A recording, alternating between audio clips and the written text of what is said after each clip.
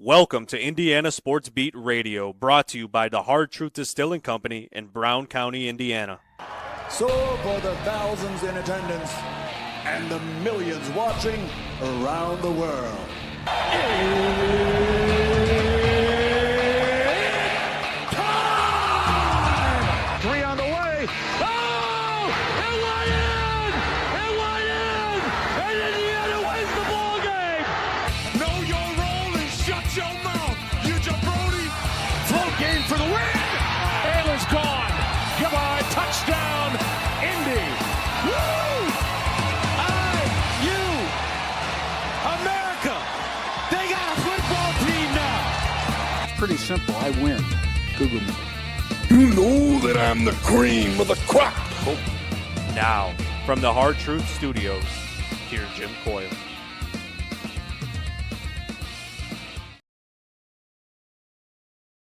Another edition of Indiana Sports Beat Radio coming at you here on this Wednesday. Glad to have you along. I hope your day has started well and you're dry, most importantly, as the rains have left the area for a while at least. We'll see if they return later on today. I hope everyone is having a good week. You've reached the midway part. It's all downhill from here, and plenty to get to today, plenty on the program. Dylan Sinn will join us, Kyle Neddenriep, Rick Bozich as well. Also, Sam Alexis will be with us tomorrow now. He was having a technical issue, as I thought suspected. So we'll have him on tomorrow. Looking forward to that. Plenty to talk about as Major League Baseball does an amazing and long overdue about face. Say it is so, Joe. Even shoeless Joe Jackson going back into his removed from the ineligible list. Pete Rose removed from the ineligible list. Now they are eligible for the Hall of Fame, amongst others. The Pacers close out the Cavs in 5 games, baby. Overrated. Nothing. And now they head back to the Eastern Conference Finals. Who will they take on? That is yet to be seen. We'll have to see if it's the Pace or the Knicks or the Celtics. Butler basketball returning to the Indy Classic. They'll be taking on Northwestern as Purdue plays Auburn on December 20th. So I look forward to talking about all of that with everybody coming on today. But man, how about the change in Major League Baseball? That is just a gigantic deal. It is long overdue, without question, and glad to see it happen. Especially, but I wonder. I've got to be honest. Does this happen without the intervention of the president, who seems to be jumping in on everything right now? But hey, it happened, and this should have happened a long time ago, in my opinion. Now, with Pete Rose, I get it. He wasn't dead yet, but like Shoeless Joe Jackson and people like that, why did it take this long? Shoeless Joe Jackson was never even, it's not even for sure that he was involved with the Black Sox scandal. I can't wait to talk to Rick Bozich about it. I mean, he's a White Sox, not only is he a White Sox fan, they were ironically playing the Cincinnati Reds in the 1919 World Series. So, a little irony there. And I wonder, why is it that Mike Whitson waited until he had a job to put out a statement about his time at Indiana? That was a while ago. So, very curious as to that. Hopefully we're still on the air. I cannot tell or not, but I'm sure that they'll start letting me know if or not. Everything is frozen in front of me, but yeah, plenty to get to today. I'm really happy to see that about the baseball thing. Well, how you gonna punish someone that's dead? And the Pacers, they've got a shot at going to the finals, a legit shot of going to the finals. And I hope that they get there. Hope your day has started off well. There we go. Things are back to normal now. Had me scared for a second. What are your thoughts on the baseball saga? Brian says, well, on the Woodson thing, Woodson taking a job means he didn't retire, which means therefore he was fired. Did you need that to confirm that to you? That's what shocks me. Does anybody not know that he was pushed out? Does anybody not realize that? Come on, man. You know better than that. Jamie says now the Knicks and Celtics need to go to 7 games. Yeah, man. Brian says they were cowards waiting until Rose is dead. I can't agree with that. I'm not sure that he deserved to see it while he was alive, to be honest with you. But everyone has an opinion on it. I think that I think it was the right thing to do. Gritty says Rick Carlisle for president. Yeah, the Pacers, man. With an overrated player. What is it, a 10-15 start to the season? Crazy. Fred says he has not read any comments from Pete Rose's family. Well, yeah, I'm sure that they may wait a little bit and make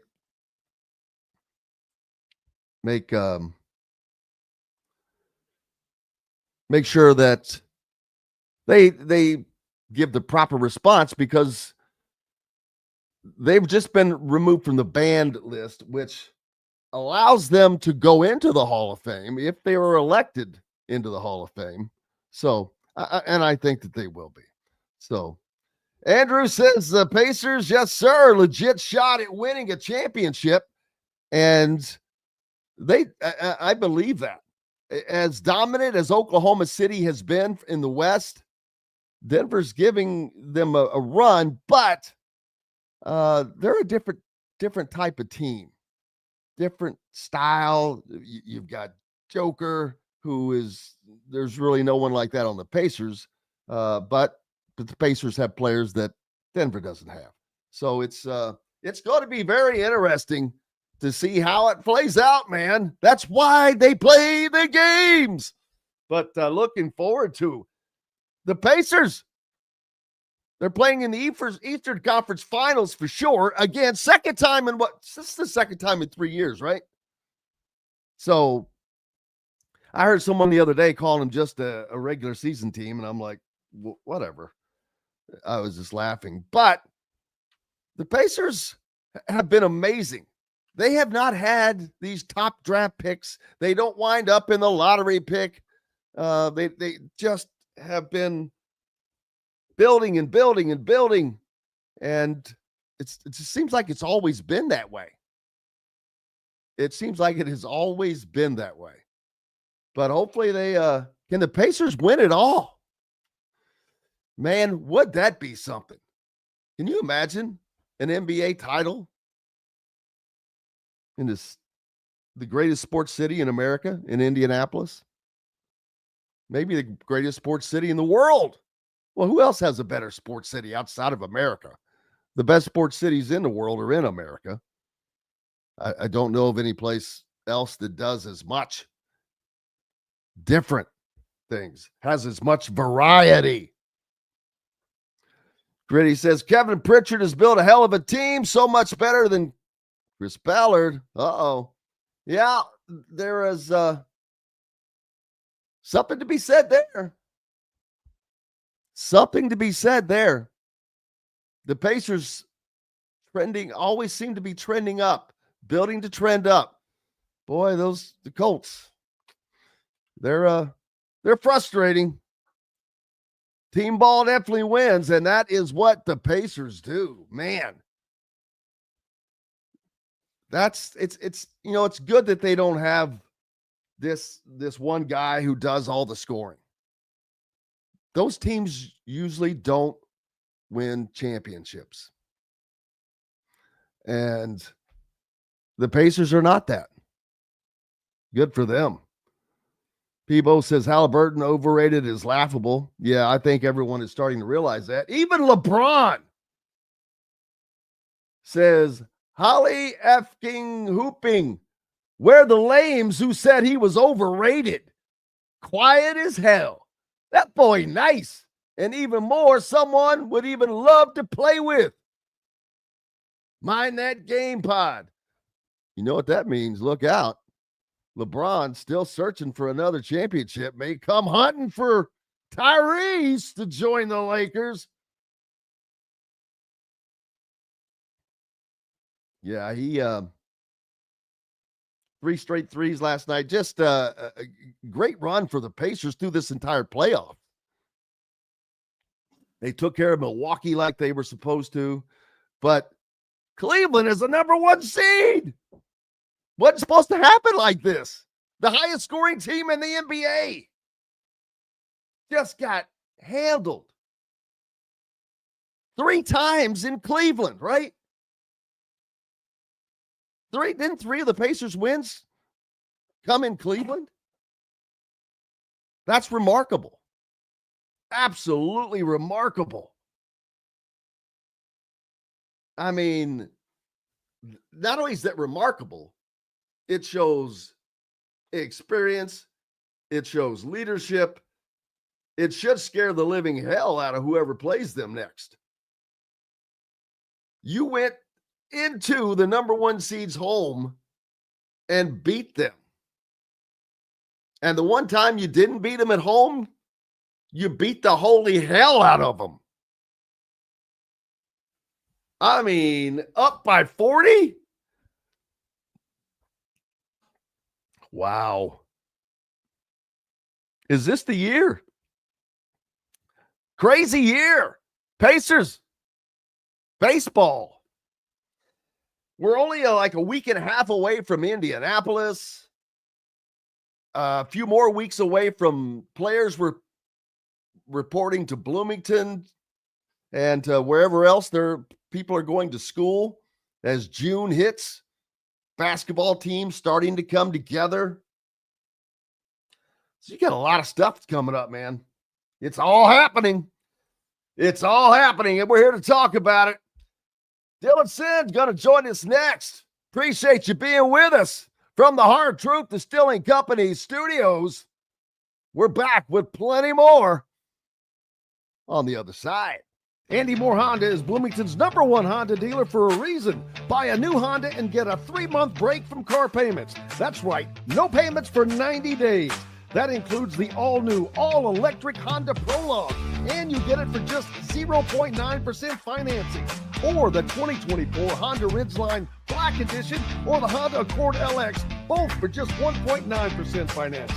Get more to your door from AndyMooreHonda.com, Bloomington's number 1 Honda dealer and your best place for new and used vehicles. If you're looking for a new home in the Indianapolis area, you need Cheryl Sizemore from Brick and Ivy Realty. Cheryl Sizemore has over 2 decades of experience, and that could be the difference in getting the home you want in today's tough housing market. Reach out to Cheryl at CherylSizemooreSells@gmail.com or 317-701-0838. That's 317-701-0838. Let Cheryl Sizemore sell or find your new home today.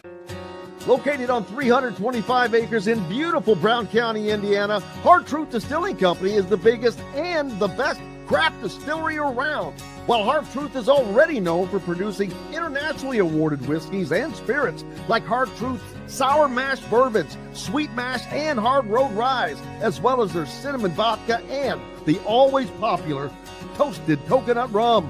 Hard Truth Distillery offers so much more. With a full-service restaurant, ATV, and distillery tours, as well as live music, you can spend an entire day at Hard Truth Distillery while making your entire family or group happy. And that's the Hard Truth. Hard Truth products are available across Indiana, as well as many other states. So no matter where you shop, if they don't carry your favorite Hard Truth product, tell them you want the truth, the Hard Truth. Hard Truth Distilling Company encourages you to enjoy all of their products responsibly and to never drink and drive. Welcome back to the Hard Truth Distilling Company studios on this Wednesday. Glad to have you along, as well as Dylan Sinn from the Fort Wayne Journal-Gazette. How are you, sir? I'm good. Thanks for having me on, Jim. Always a pleasure. Hey, you cover a lot of baseball with the 10 caps up there, who happens to preempt my show about every day, it seems like. But this is a major change that Major League Baseball, I mean, to say it's major, it doesn't even come close. This is earth-shattering news for baseball because they were so hard fast on this for decades upon decades. And now, boom, with the wave of a magic wand, it has all changed for the people that are deceased or no longer banished from Major League Baseball. Yeah, absolutely. I mean, it is what, like you said, basically just overnight they sent out a press release and was like, all right, that's enough of that. And I don't really know what prompted that or what made them make that change. It is kind of again, well, just they had meetings random. with the president, and Donald Trump kind of initiated it, I believe. Okay, I had not seen that. That makes some sense, and so they did that, and yeah, again, it does change a lot of things about the way that this has gone for decades, like you said, because this was it seemed permanent. It seemed like this was not something baseball was going to move on, and then they decided, okay, we're gonna lighten up a little bit here. We're gonna see what happens, and now we have 3 years of debate because these guys aren't eligible for the Hall of Fame until 2028. So we have 3 years to debate with the voters to decide whether they will get in, if any of them will. So I'll be interested to see how that voting comes down, because I'm sure there are some voters who will decide that they should be in. Oh, no doubt. And I think that is a question for each voter, I guess. But are they voting? What are they voting on? Are they voting on? And, in reading some things, one that struck me was, you know what? Museums are about history, and history is oftentimes messy. And this is messy stuff after the game of baseball. But for Pete Rose, per se, he's the all-time hits king, 4,256 hits. That happened. You can't change that. That had nothing to do with what he would do later. His MVP award, his 17 All-Star game appearances. All of this stuff happened on the field. And so as a player, there is no doubt in my mind he belongs in the Hall of Fame. Doesn't matter because we all know the other things that he did. It's not like you even need a caveat. We know what happened afterwards. So I think that anybody with common sense can see that this is, as a player, he's in the Hall of Fame. As a person, not so much. Yeah, 100%. And it is one of those things where every voter, the thing is, the Hall of Fame does not really give much guidance to the voters on what they should be voting on, right? It kind of lets each one of them make their own decision, and then they have kind of a consensus, right? Like that's kind of what voting is for them, is basically you have been selected as our voters. We believe that you have collectively the wisdom to make this decision. And so we see the voters make decisions like keeping the all-time home run king for right now out of the Hall of Fame, right? We have all these guys that are among the best players statistically in baseball history that are currently not in the Hall of Fame. Now they have a different one where it wasn't steroids, it was gambling after the fact. Does that keep you out of the Hall of Fame? How much do you weigh character in this case? And the question, I honestly don't know. I would have to think about it as a voter. I'm not sure what I would do. And so it is one of those things where everyone is going to have to make their own decision here over the next 3 years, basically. And then we'll have one of the most anticipated ballots in probably the history of the Hall of Fame. So not only that, you look at someone like Shoeless Joe Jackson, and it was never even proven that he had anything to do with the Black Sox scandal of 1919, because he hit like 300. He had pretty good stats in that World Series, but he got included I think, because he took the money, money. but now it doesn't matter because he is removed from the banned list. So, but for him, that's the weird one. He was never proven to have done anything wrong. He was just lumped into that group. Yeah, I mean, it is one of those things where you kind of were tainted by association because you took the money, right? Like the idea was, it doesn't matter how well you played, you still took the money, and so we can't be sure. Like I think he had 12 hits in the World Series. That's a lot of hits for an 8-game series, right? He had a hit in basically every game, especially for someone who's tanking. Right, exactly. But the question is, could you have had 13 if you didn't take the money, right? It's always the question we can't know. But he is one of the best left-handed hitters in the history of baseball, right? I think he's third in baseball history in batting average. He hit 356 for his career. Like it is like he was right up there with the best hitters of his era. And so it then becomes a question again: how much do you take that into account? Because that is arguably the worst scandal in baseball history. Is these guys decided to lose the World Series on purpose. Maybe not Joe Jackson, maybe Joe Jackson, but at least his teammates decided to lose the World Series on purpose, and they did. And so how much do you take that into account? Because like you said, it's a museum, it's a Hall of Fame. I think I've always thought that they should have had some kind of wing for the Black Sox specifically and been like, hey, these guys were really darn good. Here's why they're not with everybody else, right? Now, the question then becomes, if some of these guys do get in, what the heck do you put on their plaque? That to me would be an interesting question for some of these guys that had been banned for a long time and now are not. If they do get in, how do you handle that? Do you put them with everyone else? Do you put them in kind of a special room for like, here, we're separating these guys out? What do you do? And I'd be curious if they kind of set up, here's some guys who were for many different reasons controversial, and then maybe that's a way for the steroid guys to get in. I don't know. But it would be a question of, are you going to treat these guys any differently than everyone else? Yeah, the thing that gets me, Matt says that Bonds has to die first to get into the Hall of Fame with current voters. Well, you know what? People like Bonds and Mark McGwire, Roger Clemens, these guys cheated during baseball. They took steroids to be better, to hit the ball better, to do things, to throw it harder. That's a tougher call for me. Pete Rose, his stuff was after, and it was not as a player. Now, it was as a manager, so there's that. But it did not affect what he was doing on the field. So he's not going to go in as a manager. He would only go in as a player. These guys that have these numbers, Bonds, Clemens, Sosa, I think that their numbers were inflated.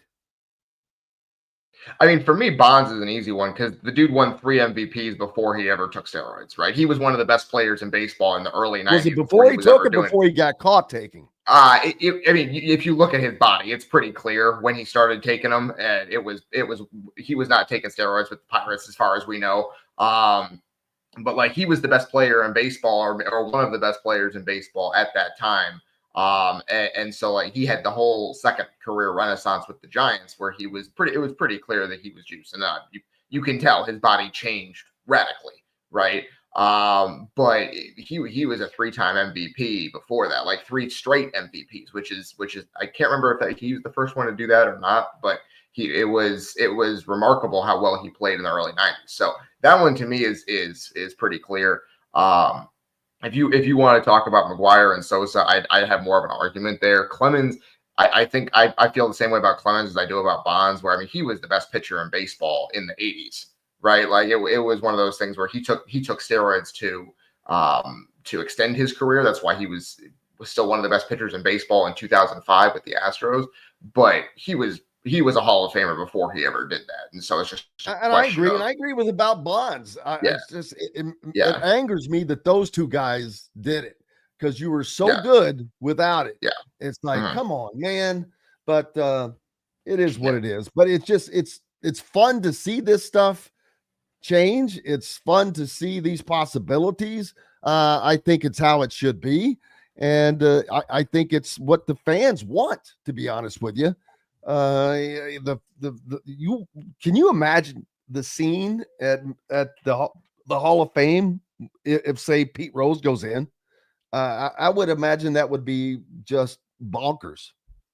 Yeah, absolutely. I mean, it'd be a day that it would be basically different from everything else for the Hall of Fame because it would be one of those things where they would have like, okay, we've had someone who was banned and then has been unbanned.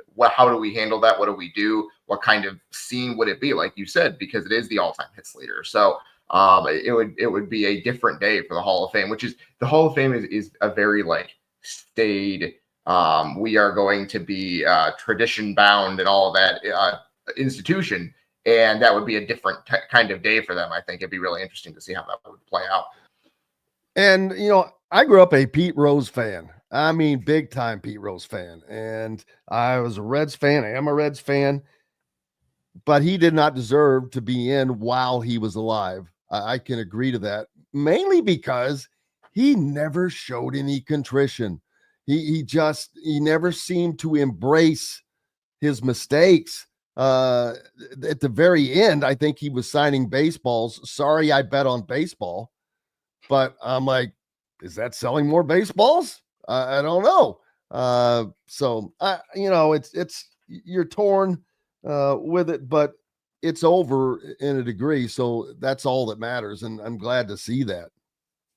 Yeah, absolutely. And so now, yeah, again, we're gonna have this debate for the next 3 years. It's gonna be a dominant story in baseball for the next several years. Here is how these voters are going to handle it. And it's again, the Hall of Fame has closed balloting, but a lot of people decide to make their ballots public. So it'll be interesting to see how some of these voters handle whether they decide to vote for them and the explanations that they give. I'm going to be fascinated by that and kind of the consensus wisdom that comes out of that, because I mean it is going to be a debate for 3 years here. No doubt, and we'll look forward to how it goes. So, what's been happening with you up in Fort Wayne? Yeah, like you said, baseball. It is baseball season. I've been up here covering the Tin Caps. They are in second place in the Midwest League East right now. They're facing West Michigan right now, the Tigers affiliate, which is in first place. So two of the best teams in the league going head to head this week. The Whitecaps, West Michigan, have Sawyer Gibson Long, Tigers pitcher, here on a rehab assignment. He pitched last night, so pretty interesting there. But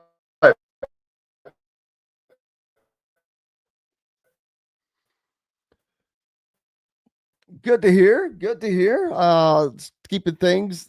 That's a long season for a minor league. What level is that? Also in Fort Wayne yesterday, we had Jerome Bettis make a visit for the Big Brothers Big Sisters event.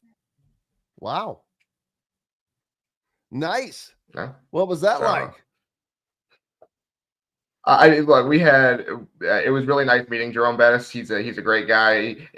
He talked about going back to school to get his degree at Notre Dame, which he did in the winter of 2021-22. He had promised his parents he would do that, and then his kids at the time were teenagers, and so he kept telling them how important getting an education was. And basically, he was like, "Well, if I'm going to say that, I should probably have a degree myself." And so he was like, well, I'll go back and do it. And so he actually took classes at Notre Dame, and it wasn't like he took online classes. He actually went and took classes at the Mendoza School of Business and got his degree. So wait a minute, did you say Mendoza School of Business? That's right. Was that Fernando Mendoza? I do not believe they're related, but if someone wants to tell me otherwise, I would be extremely opportunity to say that. I get to say that. Yeah, I think we're gonna be hearing that a lot for the next several months here. So, but yeah, pretty interesting from him. He got his degree, so we enjoyed having him here in Fort Wayne last night. Always a fun time. Always a fun time. We'll be talking about Fernando a little bit as the offense going to be wrapped around him apparently next season. Piece that's out in the Hoosier.com right now by Colin McMahon talks about how Kurt Signetti says that you've got to build the offense around the quarterback, and that the offense will look a little different this year because the quarterback's a little different. Spring practice behind them. Now, how different will it look? Not sure, other than Fernando has probably a little more mobility than Curtis because he doesn't have a torn MCL or ACL, whatever it was right now for certain. So there's that going for you. Other than that, I'm not sure how much change what type of change we'll see. Yeah, I think that the biggest thing is the mobility. I think there's probably going to be some more, maybe not designed QB run, but maybe some more moving the pocket type of things, right? Especially the offensive line. I think we can expect it to be a little bit better than it was last year. There's question of like Mike Kadick is obviously gone. That's a huge piece. Even though they brought in Pat Coogan, you're not sure how much the experience that Mike Kadick had as the starter at IU would help, but I think the offensive line is going to be better. But in games like when they played Ohio State, like when they played Notre Dame, where the line is struggling, you could move the pocket a little bit more readily with Fernando Mendoza. You can do different things with bootlegs and things like that. That Curtis Rourke just really wasn't. He could do them, but it was gonna be herky jerky because he was not moving very well on that knee. And so Mendoza can extend plays with his legs. He can move in the pocket. And I think that's where his mobility comes in more, is his ability to kind of maneuver around would-be tacklers rather than he's not going to run for 100 yards a game, generally speaking, but he is a good athlete and he can move in the pocket and he can extend plays. I think that is going to be a significant help for this offense. One thing I think that you're going to see more of are downfield passing, deep passing, because something I saw at Pro Day for Indiana this year, Fernando has an armo. He can throw the deep ball, and I mean throw it deep. I think you're going to see a lot more big-time hookup plays. We didn't see a lot of that last year with Indiana. Deep balls. I mean, their long touchdown passes were usually mostly run after the catch, long yards. I think you're going to see a lot more big-time explosive plays from Indiana on the offensive side this year.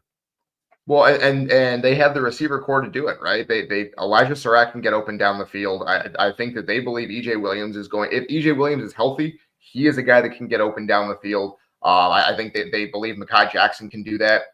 And then you have Jonathan Brady, who, while he's probably going to play in the slot for them, the transfer from Cal, I think that he is a guy who can get open for them down the field, which we saw with Fernando Mendoza against Stanford last year. He caught 2 touchdown passes in the fourth quarter of that game, both of them down the field. So, they're probably going to take some shots. Again, a lot of that depends on the offensive line, which is rebuilt somewhat, but I do think has a lot of talent and probably more talent than it did last year, just kind of overall. So it can protect him on a regular basis. Yeah, they're probably going to take some shots because he does have the ability to throw it downfield.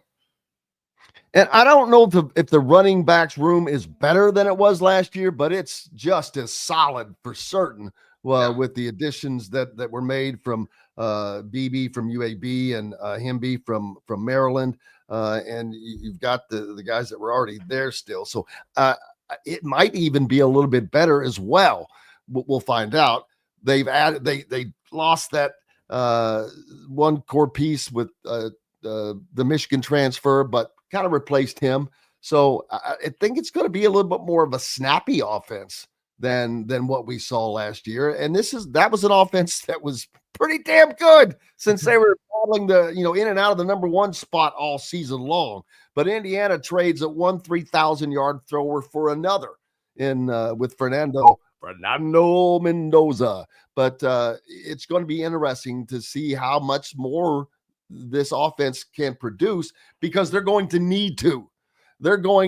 I've talked about this schedule last year. I talked about this team is going to start 6-0 guaranteed. Then it was 8-0 guaranteed. That was easy to see. Buddy, this year, they're going to start 3-0. And I think that they'll start 4-0. But that fourth game is home game against an Illinois team that's already ranked in the top 10 in the country, that is also barely missed the CFP last year, that has their quarterback back, has a lot of their own guys back. It's going to be a hell of a game to start Big Ten play. Yeah, I mean, absolutely. And Illinois just extended Brett Bielema yesterday. He got $7.7 million a year. So they're on a very similar trajectory to Indiana, where they have not traditionally been a football power, but they now have a coach that they believe can take them there. And Bielema has spent the last several years building this up. They, unlike Indiana, who is kind of replacing a fair amount of pieces, although they feel like they have replaced them pretty well, Illinois has a lot of their production back from last year. They have a lot of their best players back from last season, including the quarterback, Luke Altmaier, who going into the year could be one of the best quarterbacks in the Big Ten, which is obviously not something we expect to see at Illinois, but he has been very good for them for 2 years now. So I think that is going to be a terrific game. And it's going to be one of those games where you kind of say, hey, if the Big Ten is going to get 4 teams in the playoff, this might be the fourth. Whoever wins this game might end up being the fourth one, right? If you have Ohio State, Penn State, Oregon are your top 3, then who's that fourth one? Well, it could be the winner of this game pretty easily. You mentioned not only did Brett Bielema get extended, Illinois just locked down their entire coaching staff of, well, I shouldn't say the entire staff, but Brett Bielema and Brad Underwood. They rewarded both of them with long 6-year deals, which is kind of unusual to see a school do that to both. But I'm not surprised in this day and age now because, first of all, things are going pretty damn well for Illinois in football and basketball. Brett Bielema has that program on the rise. I mean, they're playing well, and Illinois has not played well in football for some time before Brett Bielema returned. Brett Underwood continues to be a magician, with replacing the parts year in and year out on that basketball program, and they've been successful. You've got a Big Ten title in there, so there's no reason not to do that. Very smart move by Illinois, I think, to kind of secure their guys during this time. Now players don't have to worry about any of that. Illinois is kind of set in that regard.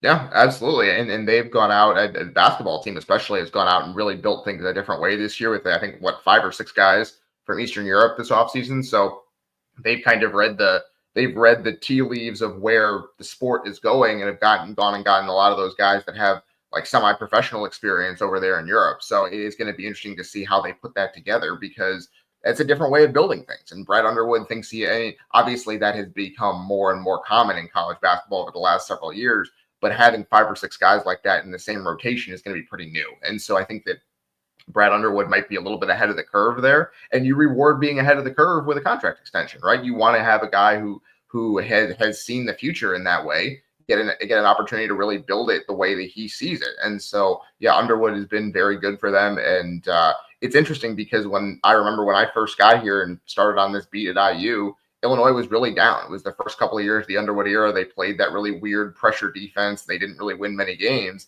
but once he got it going, And they've really been near the top of the Big Ten ever since. So, yeah, absolutely deserving extension for him as well. Who did I just see? Joe said the Illinois game will decide the season for both teams. I'm not sure that I will go that far, but the Illinois game will have a major swing because for Indiana, it's a home game that they can't lose. You cannot lose at home because you have to go on the road to play at Iowa. You have to go play at Oregon. You have to go play at Penn State. And so not saying you can't win any of those games, but if you were to lose all 3, at least now you still have your home games in check. For Illinois, they have to win a road game, much like Indiana has to win a road game to get to the CFP. So I'm not sure that that's quite true, but it's not far off either. It will hold a major significance to the season for both of these teams for multiple reasons, including it's the start of Big Ten play, and it kind of kicks off which direction you're going. For Indiana, if they were to lose at home, well, that would be quite disappointing. Illinois, it still would be disappointing, but it's a road loss to a CFP team, not as devastating as it sounds. They would still have time to make up for that. It's a lot harder to make up for a home loss than it is to make up for a loss on the road to a CFP team. Yeah, no, I absolutely. And I do think it's going to be a great atmosphere, right? It's probably, there's a decent chance, especially if those teams both start the season 3-0 like they expect to. There's a decent chance that at least Big Noon Kickoff is there, like the Fox Big Ten preview show. So there's going to be a really big atmosphere for that game. It's going to be a game of national importance in a way that Indiana had a couple of games last season, but they were later in the year. It took a while for the Indiana thing to get going last year on a national scale. People took a while to realize it.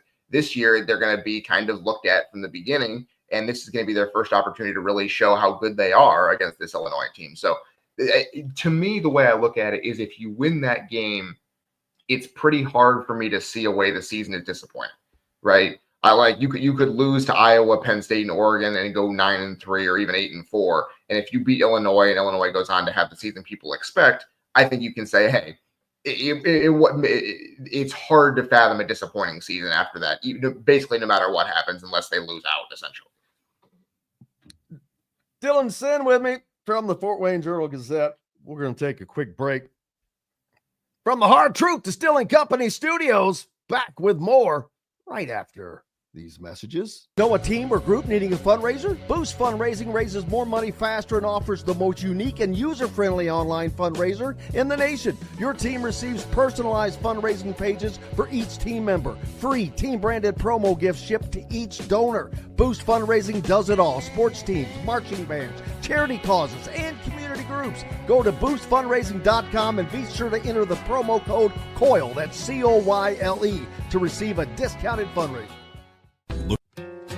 Located on 325 acres in beautiful Brown County, Indiana, Hard Truth Distilling Company is the biggest and the best craft distillery around. While Hard Truth is already known for producing internationally awarded whiskeys and spirits like Hard Truth Sour Mash Bourbons, Sweet Mash, and Hard Road Ryes, as well as their cinnamon vodka and the always popular Toasted Coconut Rum. Hard Truth Distillery offers so much more.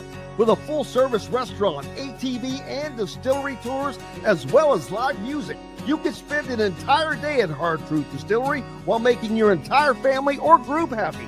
And that's the Hard Truth.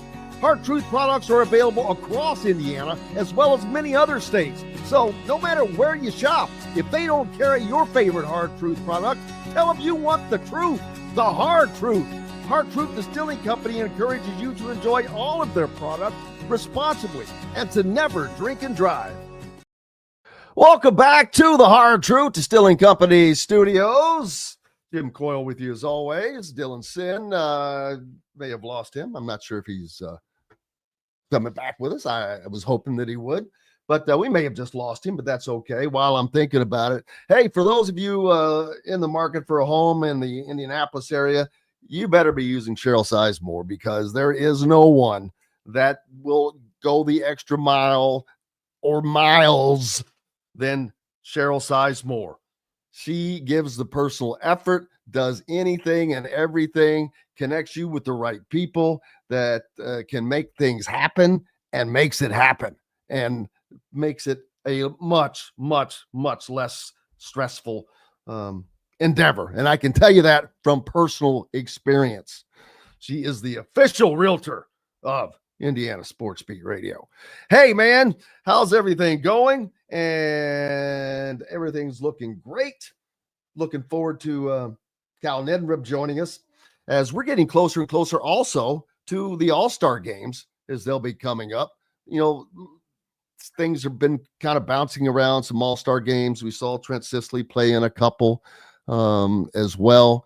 And those will come up in June, a multi-event deal with the future stars and the juniors. And then, of course, the seniors going at it, which Indiana has just dominated this series for a long, long, long time.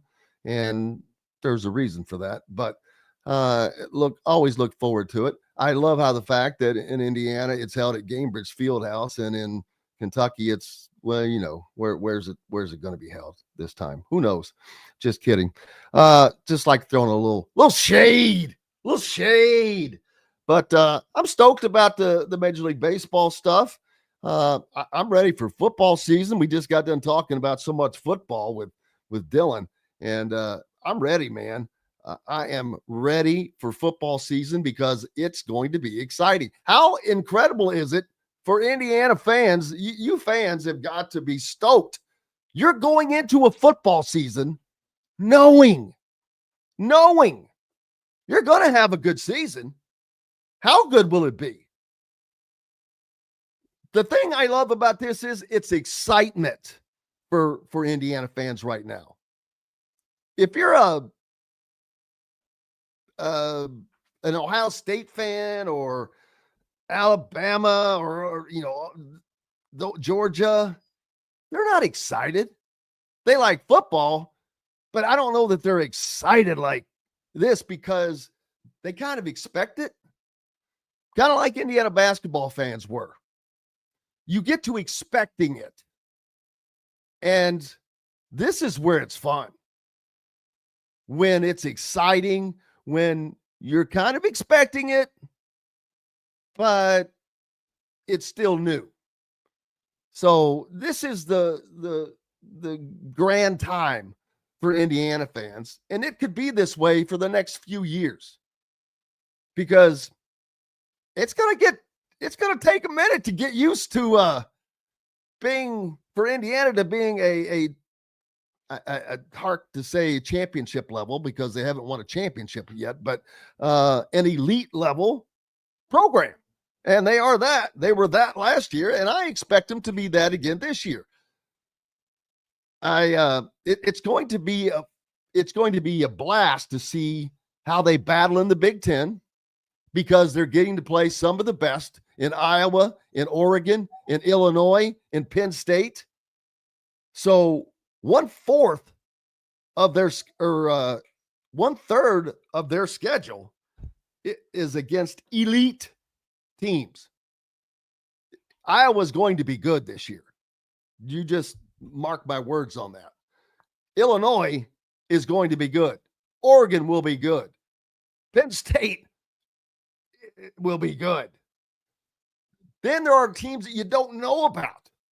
What's Michigan State going to be like this year? What will UCLA be like this year? That's going to be kind of interesting. Tino Sunseri coming back to Bloomington as UCLA comes in on October 25th.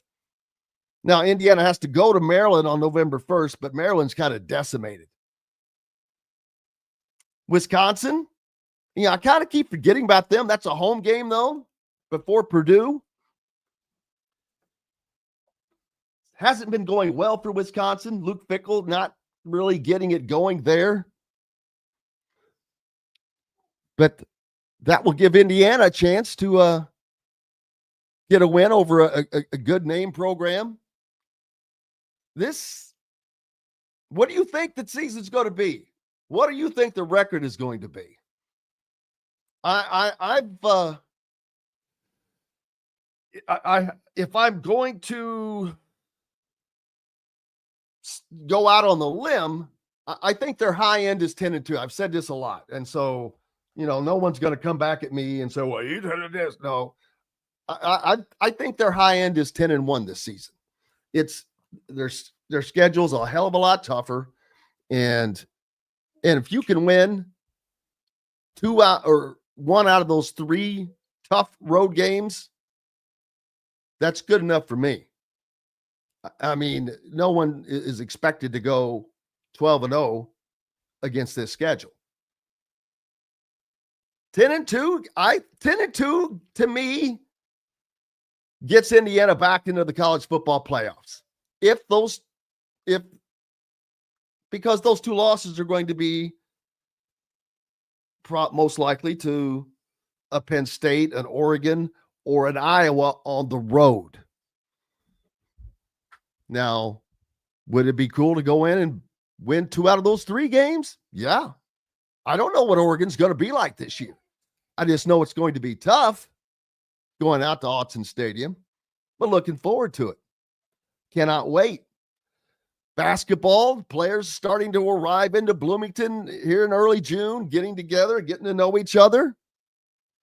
They're going to come together and work hard. I have this with a feeling without being around. It's like I haven't been in a practice, but I can get a feeling that this staff is focused on winning. As a matter of fact, I mentioned earlier, there's a piece in on Drew Adams right now at thehoosier.com. He grew up in Bloomington, played at Bloomington High School South, Got his first job coaching in Indiana under Tom Crean. But the guys that they have all been recruiting, they have not been big names, but they've been winners. Winners. Winning is and for Adams and DeVries, winning is a mindset. They've signed players in the portal who are wired that way. And that's what they feel like they have to get. Tayton Conaway, Sun Belt champion, conference player of the year. Sam Alexis, who will be with us tomorrow, 2025 national champion. Connor Enright and Tucker DeVries, two-time Missouri Valley Conference champions. Josiah Miles, Josh Harris, North Florida guys who not only beat Georgia Tech, but South Carolina last season. You got guys who know how to win, who know how to grind up against higher level teams. So they've not brought in a bunch of names. And you know what? The more and more I think about, I like that. Grinders. That's how Darren DeVries has been described, as a grinder. Well, grinders win, baby. What happens if you grind coal? Grind it, you press it, compress it really, but he's a compressor. There you go. Instead of a grinder, be known as a compressor. Compress coal into a diamond. Man, that's going to wrap it up for this hour. We've got more coming up. Kyle Neddenriep, Rick Bozich as well on the other side. We're back with it from the Hard Truth Distilling Company studios on this Wednesday. If you're looking for a new home in the Indianapolis area, you need Cheryl Sizemore from Brick and Ivy Realty. Cheryl Sizemore has over 2 decades of experience, and that could be the difference in getting the home you want in today's tough housing market. Reach out to Cheryl at CherylSizemore@gmail.com or 317-701-0838. That's 317-701-0838. Let Cheryl Sizemore sell or find your new home today. Located on 325 acres in beautiful Brown County, Indiana, Hard Truth Distilling Company is the biggest and the best craft distillery around. While Hard Truth is already known for producing internationally awarded whiskeys and spirits like Hard Truth sour mash bourbons, sweet mash, and hard road rye, as well as their cinnamon vodka and the always popular toasted coconut rum. Hard Truth Distillery offers so much more. With a full-service restaurant, ATV, and distillery tours, as well as live music, you can spend an entire day at Hard Truth Distillery while making your entire family or group happy. And that's the Hard Truth. Hard Truth products are available across Indiana, as well as many other states. So no matter where you shop, if they don't carry your favorite Hard Truth product, tell them you want the truth, the Hard Truth. Hard Truth Distilling Company encourages you to enjoy all of their products responsibly and to never drink and drive. When it comes to apparel and promotions, Freethink has you covered, literally, whether it's 24 or 200 shirts for sports leagues, businesses, or groups. Freethink Apparel and Promotions can also create your very own merchandising store. Freethink Apparel and Promotions did it for Indiana Sports Beat Radio, and they can do it for you. Whether it's screen printing, embroidery, digital printing, promotional products, vehicle wraps, or anything else under the promotional line. See what Freethink Apparel and Promotions can do for you at freethinkapparel.com. Welcome back to the Hard Truth Distilling Company studios on this Wednesday. Jim Coyle with you as always. Glad to have you along. Appreciate you joining us no matter where or how you're listening. On one of our great radio station affiliates or YouTube. If you're on social media, make sure you're hitting that like button. Might as well hit subscribe. Follow me on YouTube. All of that. Twitter, X, whatever you want to call it. Hey, and make sure you're going to thehoosier.com and getting a subscription because they are keeping the content flowing. Basketball, football, women's basketball, baseball. They've got it all there. Recruiting news, breaking stories. I know it's a slower time right now, but got a special right now and you can get it. $1 for the first month, 50% off the rest of the year. And trust me, when football rolls around and these stories are popping even more, breaking news, you're going to want to be there and be in the the best part is people get in the forums and having those conversations. Man, do they get at it too. And we put there are several other things that go in those in the forums, interviews and things like that are not available elsewhere. Man, how about the Pacers? Loving it.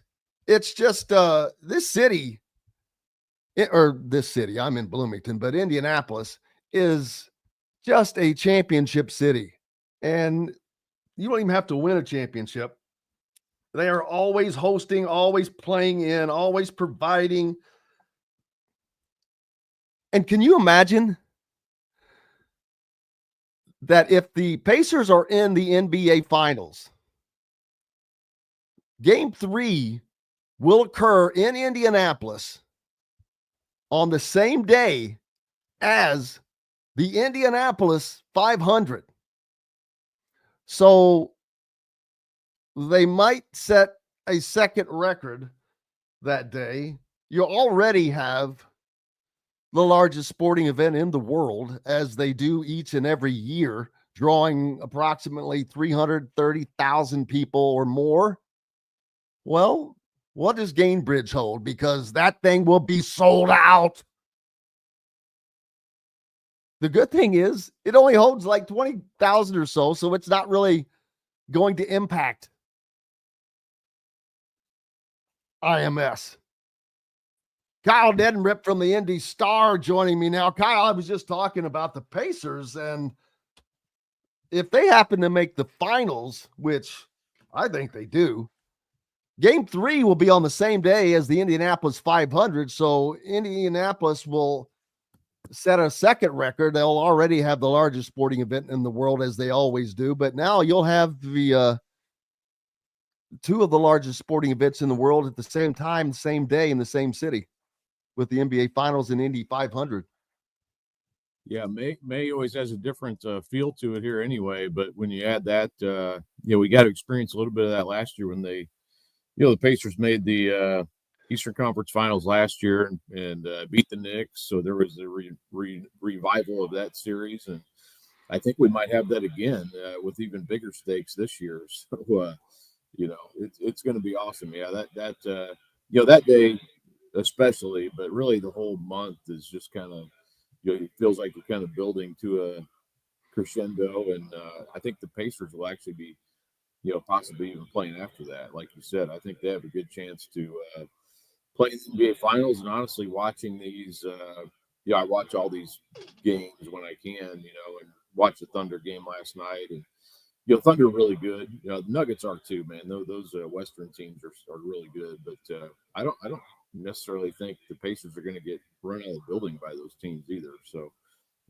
assuming they would get there. So yeah, I mean, this is a great opportunity for them. There's really no, you don't look at this and say, like the Celtics last year, like there's this team that seems unbeatable. I don't sense that this year. No, and not only did they clip the Cavs in 5 games, they won 3 of those 4. 3 of their 4 wins came in Cleveland. And the one that didn't was one of the worst beatdowns ever given in an NBA playoff. Oh my God, I was watching that game. It was over at halftime. 80 points the Pacers put up in a half. Yeah. I've been covering the home games. So, to go from Friday night, such a, it was somewhat expected, because the Cavs are, they were a viable team that, they kind of ran into some injuries here that and I'm not saying that's the reason the Pacers won, because they were, they pretty much had their whole team for Game 4. They come back, they win that game Friday. They come back Sunday night, and I thought, I was like, man, the Pacers are going to be in trouble here if it goes 2-2 going back to Cleveland. This thing could be in real trouble. And that first half was, I don't know if I've seen anything like that from offensive and defense. I think the Cavs had, they have 5 field goals, and it was just like, there was nothing they could do right. And the Pacers, when they're playing their best, if you're a basketball fan, like, I don't know how you could not love the way they share the ball and move the ball. If you like offensive basketball I know some people don't like the NBA, for whatever reason, but man, this is like an awesome, just for, at any level, just sharing the basketball and playing as a unit. It's really incredible how when they're at their best, it's just really fun to watch. And I love, Aaron Neesmith and Andrew Nemhart. To me, those guys are as key as anybody, just to, the activity they play with, the defensive intensity, especially Neesmith, but Nemhart too. They both play with. I mean, those are like glue guys. And other teams, probably the teams that are left, even may not have guys like that. So TJ McConnell. Yeah, McConnell comes in and he does his thing. And Obi Toppin, he was big in what was that, game 4? Had a huge game. Had his Dr. J under the basket, play that, was 45 years to the date after Dr. J did that. It was very reminiscent. But yeah, just a lot of they always have players who seem to rise up and, when they're at their best anyway, they Siakam, Turner, Turner hits the dagger shot last night, which I thought was fitting for a guy who's been here longer than anybody. So, yeah, and on top of that, they have that year of experience from last year that, they kind of went through it last year. So they've played in big games. They're not afraid of, they're not this new team anymore. And, a team that hasn't been there. Now they've actually been through a lot of these big games, which I think is so helpful once you get into the playoffs again.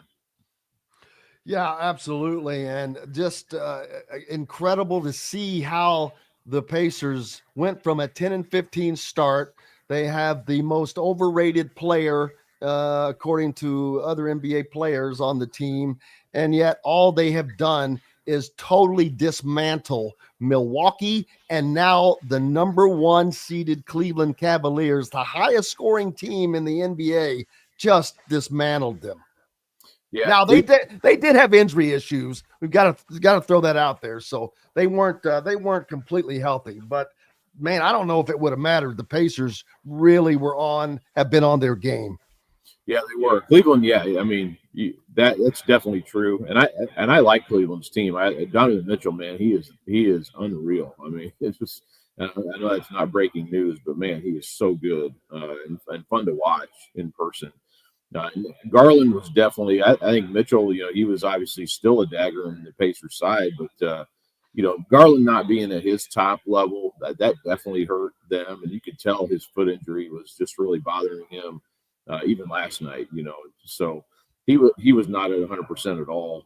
So those two guys, I mean, they weren't at 100%. I like the Cavs team. I think they're going to continue to be really good next year once they get healthy again. And they've got good size. Evan Mobley is, he shoots 40% from 3, and he's obviously long and tough. I mean, he is a player too. So I think they're going to continue to be really good these next several years. But they just kind of, even Rick Carlisle said it last night, hey, he felt bad that they weren't at their best at this point in the year, but the Pacers took advantage and they are at their best right now. Very clearly they're playing their best basketball, and it's fun to watch them, what they're doing right now. Yeah. And I wonder, can this Pacers team win? Can they beat Oklahoma City? Can they beat the Celtics? Is it the Knicks they get? We don't know who they're going to get, but let's say it's the Celtics. Can they beat the Celtics? And then if they beat the Celtics, can they beat the Oklahoma City? Because man, they've been just running through people. Yeah, I mean, I don't know.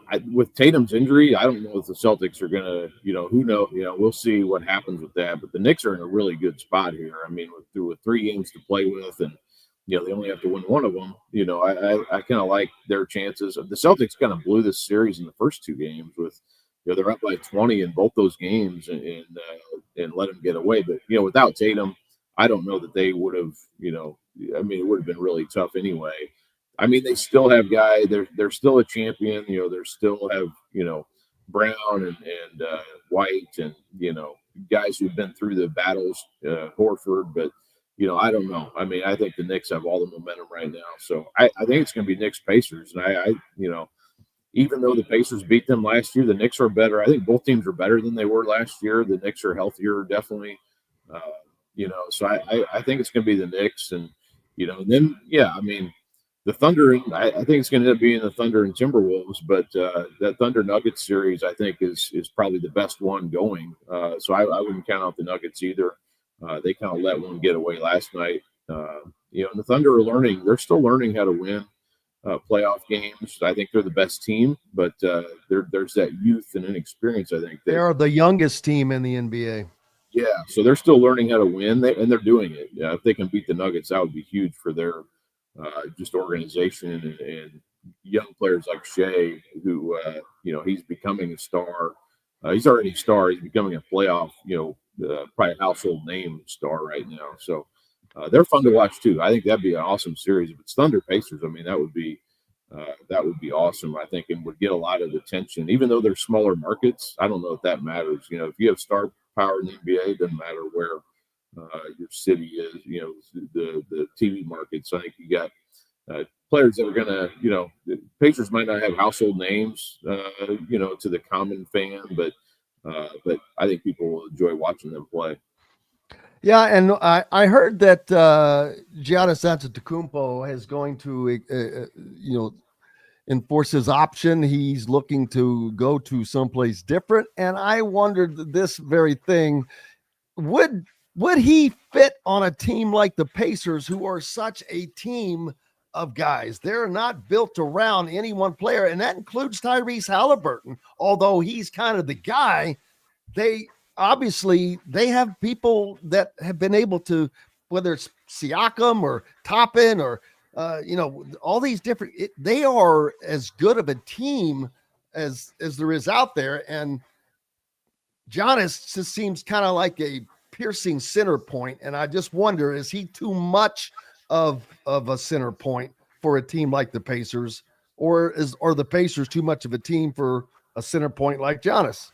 Well, I mean, if that would happen, I think you'd be stupid not to look at Giannis. I mean, he's incredible. I haven't watched him in person too. It's like if you dropped him down, if you're in the 1960s and dropped him into, you'd be like, where did this guy come? But he is an incredible player. I think it'd be more of a team that, and I know what he said. I was reading that yesterday, and I mean, he pretty much just said he's open to idea. I mean, I don't think he said like, I'm ready to go. I think that Milwaukee still has a good chance to keep him, just based on what I've read. But I did listen to his post game after after he was eliminated, or Milwaukee was eliminated against the Pacers, and he didn't want to really go down that road just because he knows like things get aggregated and people write, that you want to leave or you want this or that. I think he's open to ideas, but I don't know. I would think more like if OKC got beat and. Because OKC has a lot of assets, and I think they might be a team that would be, maybe that would be a fit, especially if they would lose in this round to Denver. That maybe that's more a possibility. The Pacers are they seem like a fully formed team at this point, and if they can keep this, I thought it was cool they ran it back this year with basically the same team as last year, and now you get some guys healthy like Mathurin who.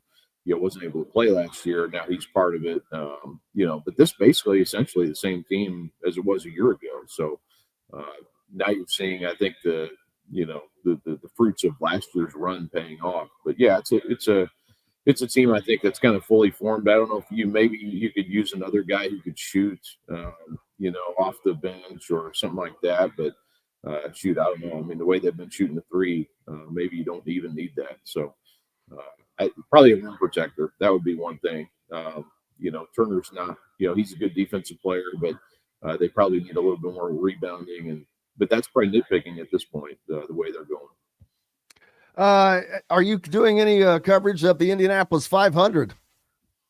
I believe I'm helping out this weekend, which reminds me I need to go get my credential for that. But I'll be doing the Pacers stuff, the home games anyway. So I'm not a huge racing guy, admittedly, but I do love the actual day of the race. That is, when I've got the chance to cover that, which has been several times. that's awesome. Being down there on the track before the race. I mean, it's unreal. What I love about it is they've really worked at making so many of the different things exciting leading up to the race. And it didn't used to be that way. Now you've always had Carb Day, which was a big day, but now you've got the Fast 12 and the Fast 6 along with the pole and this, and it's everything. It's exciting. Last year I watched a good portion of it back behind the pagoda on that big screen and just watching all the fans that were there. It's a great area. Now you've got the museum that is reopened on top of that. And hopefully the weather will be good, because it is not only is it the biggest sporting event in the world, it's people that are there. They're there because of the race, man. I talk about the Derby, which is very cool, but a lot of people go to that because it's a place to be seen and, dress up and this, that. Indy is about the race. You've got tradition, people that have been going there for so long, families that go there. It's an event, and people come from all over the world for this thing, and they come not to be seen, but to go to the race. Absolutely. That's a huge difference between the two. People aren't dressing up to go to the 500, to get their picture taken. There is a gala thing that night, but that's still different. But yeah, it's a there are so many cool stories, and I'm not saying this just to pitch Indy Star, but our reporters who cover it write a lot of cool stories about the people who go. There was a recent one, I think Dana Benbow and Michael McEldowney combined on it, but a guy from, I think it was 1944 to 87, who was the first one in every year, and he came from Arizona, like to be the first guy, and he became known as this guy who is there, and he was famous at that time. I'd never heard that story before. I'm sure race people probably knew from that era, obviously knew who he was, but our people who cover it do a great job of bringing those stories out too. And there's a lot of pride from people. I've done a few over the years too, of families who go every year, and this is like kind of what they gear up for every year. And there's a lot of passion for that. And, people who follow it and have their favorite drivers and everything, but also just people who want to be there that day and share it with their families. It's a family event. So to me, that's probably the coolest part. I've taken my older son to it a couple times, and it's a neat deal. It absolutely is. And now with the museum reopened, man, it's an incredible thing. If you have the chance, go out. Practices are going on. The track is open, man. Take advantage of it. What's up next for you? Well, I'm working on I think I told you last week on a project that I kind of got slowed down a little bit. I don't know if you read the Paul Corsaro stuff yesterday, but I was kind of working on that, on him being fired at IUBB, but working on a project, working on some other stuff. I'm doing some track and field stuff as well, but yeah, it's kind of a mismatch. Pacer stuff, obviously, so it's a lot of stuff going on right now. But yeah. And then Indy All-Stars will be around the corner here before long. Oh, yeah. Don't worry. We'll be talking about that as well.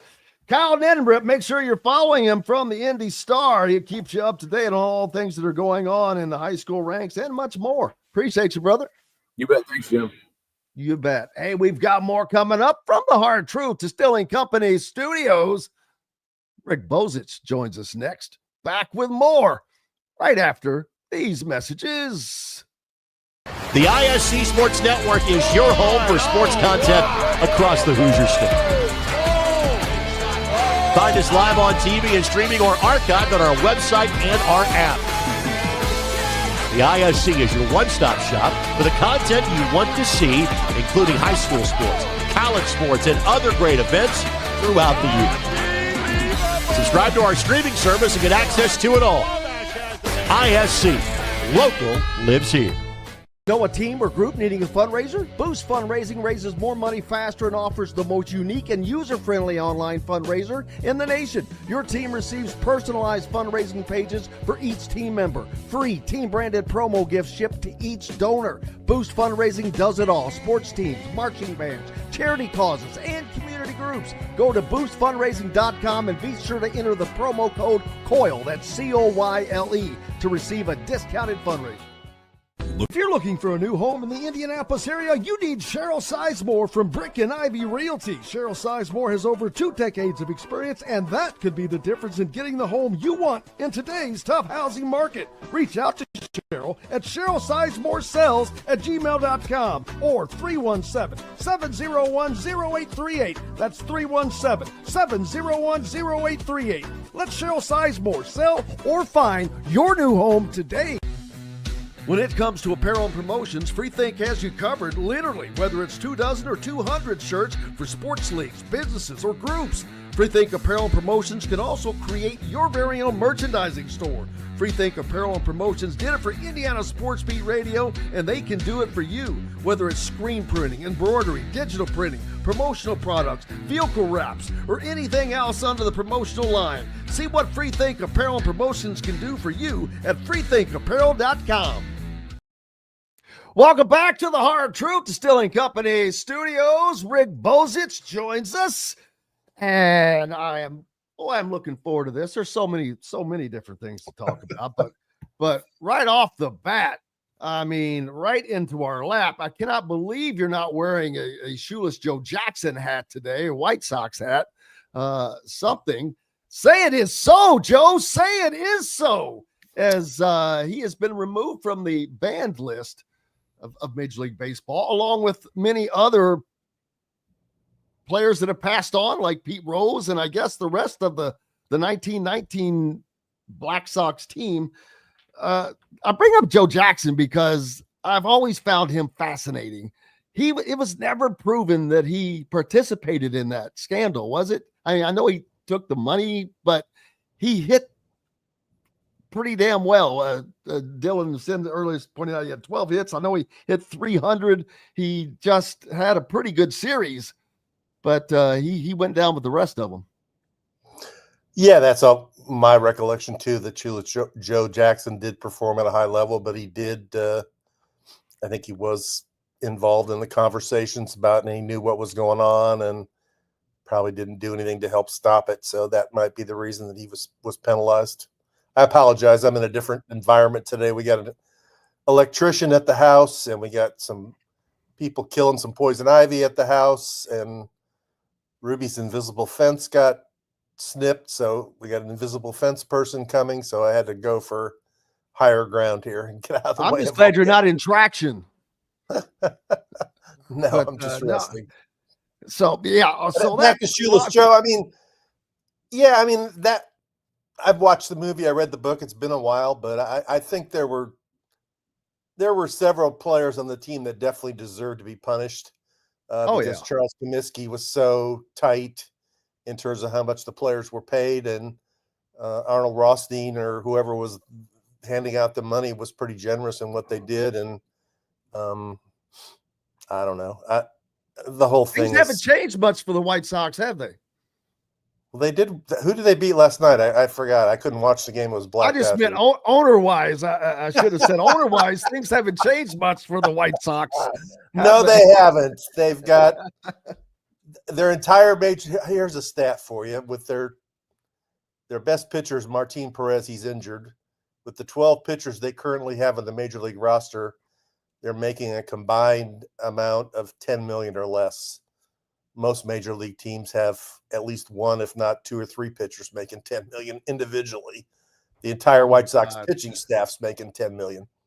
How does Major League Baseball allow that to go on? I mean, it's obvious you're not making an effort to be competitive, and there has to, as diligent as these professional leagues are about, like the NFL, 4% of year over year, 4% of their teams that didn't make the playoffs make the playoffs. So it's a cycle that they try to, man. And I know you can't do that. Baseball has more teams maybe than any other sport, I guess. But man, they have so many games. You would think that you're going to make money, and you're in Chicago, for God's sakes.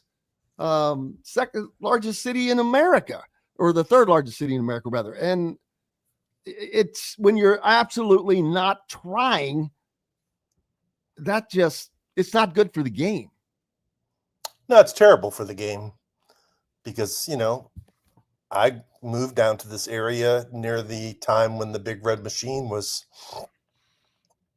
really ruled the game when I was in school at IU. And then after I moved to Louisville, and I remember the days when the Courier-Journal had Ron Coons. He drove from Louisville to Cincinnati and covered every home game. Jerry Reinsdorf is the worst owner in pro sports now. Dan Snyder is gone, worse than Jimmy Haslam. And we're in an era now where, it's hard to imagine that when Elliot Dela Cruz reaches free agency in a few years, that he'll be with the Reds. Right? Yeah, I was worried about that.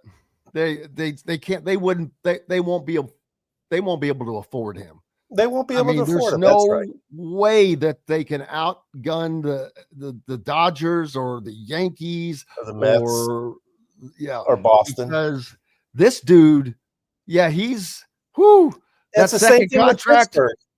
I mean, we remember when Pittsburgh was good when they had Willie Stargell and Dave Parker and Doc Ellis and Dave Cash and Manny Sanguian and all those dudes they had, and they were always good, and they haven't been good for 20 years since Barry Bonds, 30 years since Barry Bonds left. I mean, there's just too many teams in baseball.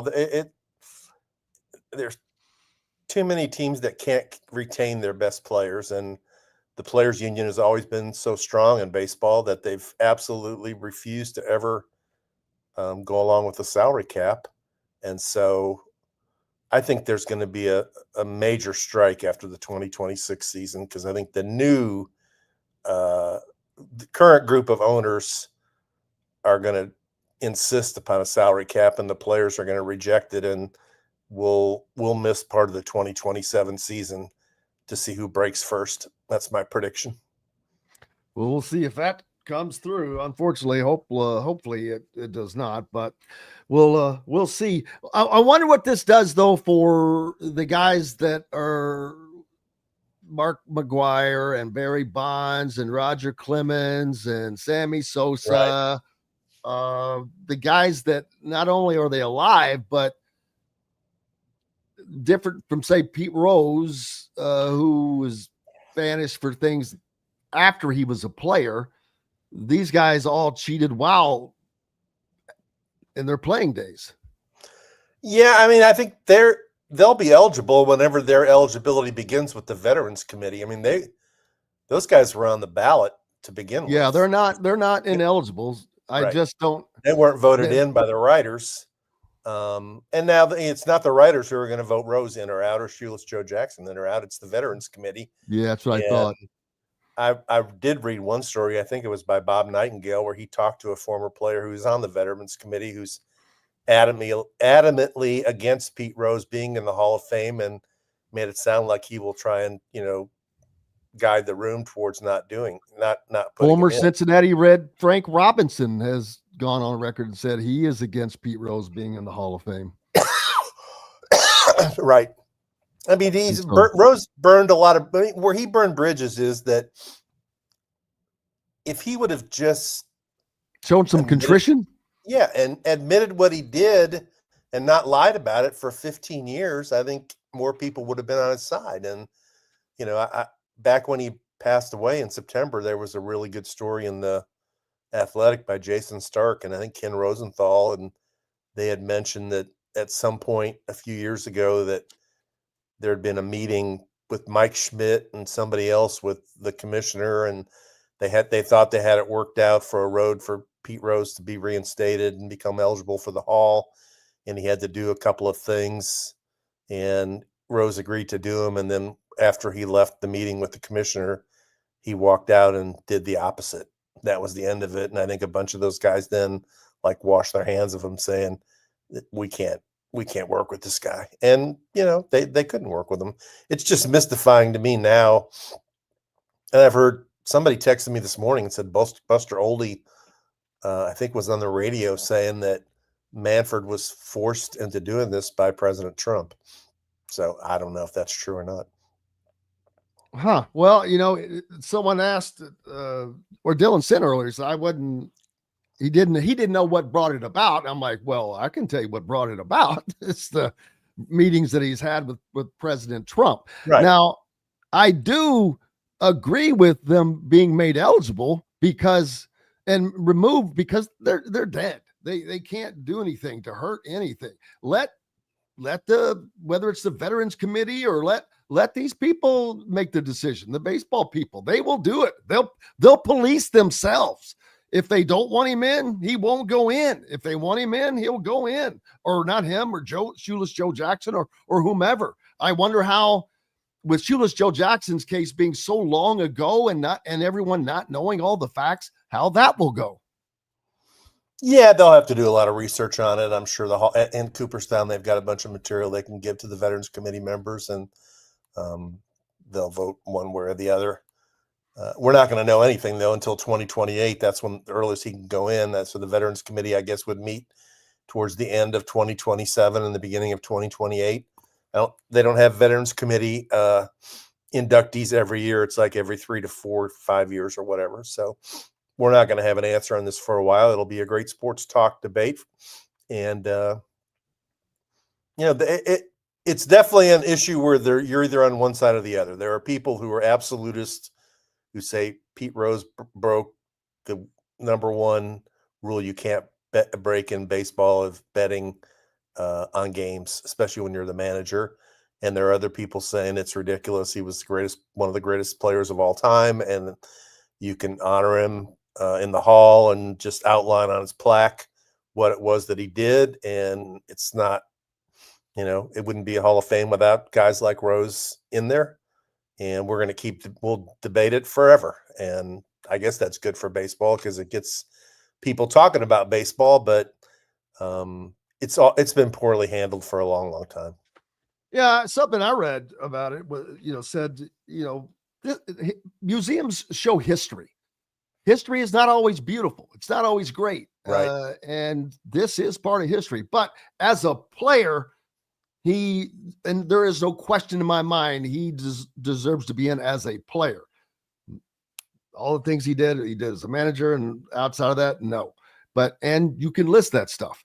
But as a player, you cannot take away the hits, the MVP, the 17 All-Star appearances, the way he played the game, the World Series titles. All of that was done without doping and without cheating and without betting and all of that. So as a player, I think he deserves to be in. But it's not like people don't know the other stuff about him. We know it. I know it. I view him as a player, and I view him as a human. He was a crappy human, but he was an unbelievable Hall of Fame baseball player as well. So I can categorize the two. You're right. And the thing that I think it's harder for younger people to understand, the culture was so different at the time that baseball, in a good part of Rose's career, was the primary sport in the country. And he, for many years, was the most recognizable athlete in the country. He was Sports Illustrated Sportsman of the Year. The Big Red Machine was the most popular and dominant sports team in America. I mean, they really From a were. small market of Cincinnati, by the way. Yeah. What's that? Yeah. From the small market of Cincinnati.